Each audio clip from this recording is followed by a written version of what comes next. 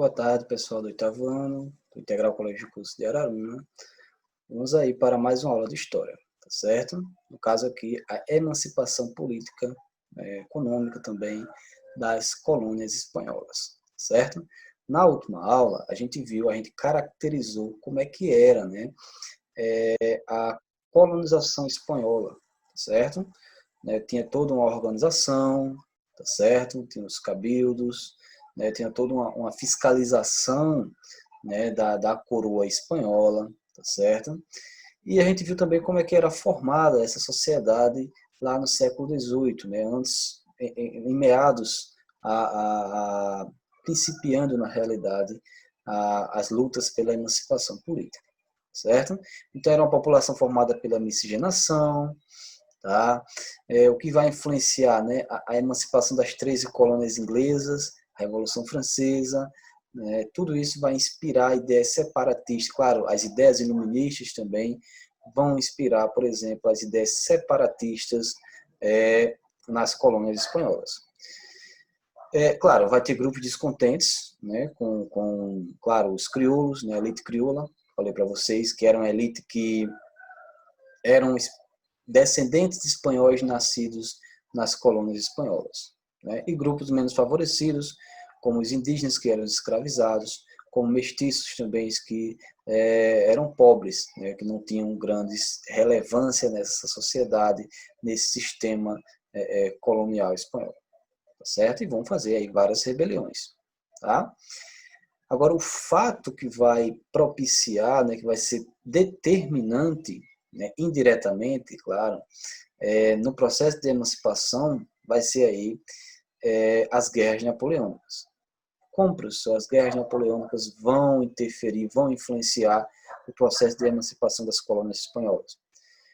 Pelo fato que, em 1804, a França, né, Napoleão Bonaparte, coloca um bloqueio continental, né, à Inglaterra, ou seja, os países não poderiam comercializar com a Inglaterra, Portugal, Espanha, tá? E Portugal acaba comercializando, né, tinha grande aliança com a Inglaterra, e acho que a Espanha também, né, claro que a Espanha também estava na surdina, né, comercializando com a Inglaterra, e esses países vão ser invadidos, claro, primeiro Portugal, depois, como Napoleão acaba invadindo Portugal, então, e passa pela Espanha para chegar a Portugal, ele acaba tomando o trono, né, vai depois o Fernando VII e colocar em seu lugar o seu irmão José Bonaparte.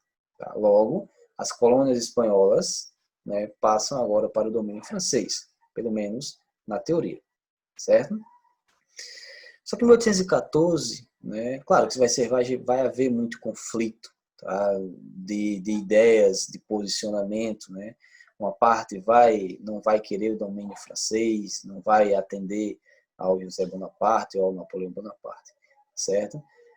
Em 1814 e 1815, Napoleão vai ser derrotado. Em 1814, ele sofre derrotas, em 1815, definitivamente. Tá? Vai acontecer o Tratado de Viena, que eu já havia falado para vocês, no qual esse tratado vai acontecer para reorganizar as monarquias, para restabelecer as monarquias europeias. Vai surgir daí a Santa Aliança, né? Vai ser uma aliança entre a Rússia, a Áustria e, se não me engano, a Prússia, se não me engano, tá? E vai se formar aí a Santa Aliança, que no caso aí o principal objetivo é impedir, tá, que revoluções, né, ou que movimentos revolucionários destituam monarquias absolutistas. Tá? Então, toda monarquia que estivesse sofrendo um risco de ser destituída, a Santa Aliança iria lá e iria ajudá-los. Certo? E aí, o Fernando VII é reconduzido novamente ao trono. Tá certo? Porém, essas colônias espanholas na América não vão querer mais o domínio espanhol, tá? Por diversos motivos, claro. A elite crioula, principalmente, né, vai tomar a frente desses movimentos, tá? E, claro, pelas ideias iluministas, pela influência da Revolução Francesa, da Revolução Americana, né, o processo de independência das 13 colônias, vai favorecer, né, esse processo de emancipação, certo? Então, foi mais ou menos isso que a gente viu na outra aula. tá? Agora, né, vamos ver aí como é que se deu o processo de independência nesses reinos e nessas capitanias espanholas na América, tá? Vai ser algo mais didático, mais um relato, tá? Que eu vou falar para vocês, tá bom? Então, o Reino da Nova Espanha, né, que hoje é o atual México, tá? Era o centro do governo espanhol na América, tá? Esse movimento, eu quero que vocês entendam uma coisa e não esqueçam disso, que o movimento de emancipação política, né, das colônias espanholas, desses vice-reinos, dessas capitanias, vai ser feito, tá, principalmente pela elite crioula. Tá? Então vai ser um processo de emancipação conduzido pela elite, né, pela elite local, que é a elite crioula. Tá certo? Claro, embora vamos ter a participação popular em alguns casos, mas essa participação popular, às vezes, ela vai ser contida, tá, por essa elite, porque essa elite crioula não queria mudanças em sua sociedade, ela apenas queria a emancipação, no caso da Espanha, né, queria a ruptura com a Espanha, e não queria a ruptura do quadro social, por exemplo, o fim da escravidão indígena. Eles não queriam isso, certo? Por isso que vai ter alguns conflitos entre os colonos, entre essa elite crioula e entre a população, ou por pessoas, por exemplo, que queriam, até mesmo dessa elite crioula, que queriam, uma pequena parte, claro, queriam, por exemplo, as mudanças desse quadro social, né, que todos fossem reconhecidos como cidadãos espanhóis, o fim da escravidão e tudo mais. Tá certo?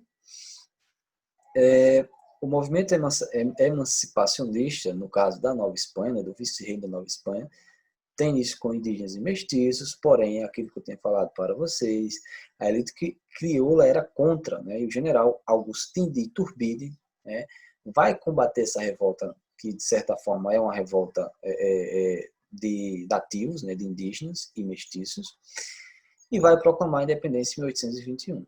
Claro, o general Iturbide, ele vai governar, vai se tornar imperador, né, e vai governar com poderes centralizados, né, e no caso aqui, a elite crioula queria um governo republicano, tá? Então essa elite crioula, ele vai assassinar o Agustín, né, e vai em 1824 proclamar a República no México, certo? Então, é mais ou menos assim que aconteceu aí o processo de independência do vice-reino da Nova Espanha, que gerou aí, no caso, o México, né, a República Mexicana, certo? Não esqueçam, atentem para o conflito que vai haver entre a população, né, nativos e mestiços, escravizados, e também essa elite crioula, tá certo? A divergência de opiniões e de objetivos, tá bom? Capitania Geral da Venezuela e Vice-Reino de Nova Granada. Tá? O processo de emancipação teve início em 1806. Tá? Em 1811, o general Francisco de Miranda proclama a independência, porém ele vai ser preso e depois vai ser morto. Tá?